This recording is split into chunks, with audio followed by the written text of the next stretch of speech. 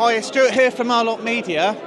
We're at an event today in Swindon at a Hilton Doubletree Hotel, just on the west junction of Swindon. So we are here exhibiting, and it's been a really successful day. So just thought we'd put this post out here for businesses that are B2B, because it's really easy, like us, to just do digital marketing, getting your name out there on Google Ads, PPC, Facebook, all these platforms that we use now in the digital world, and our websites, SEO, all that kind of stuff, which we do for businesses like yourselves. But it's also really, really good to actually just get to physical events like this, network with other businesses, and actually we've made some really good contacts today, not just from our own perspective of getting clients, but actually finding services that we need and sort of like making really good connections and working together so that you can help each other build your businesses.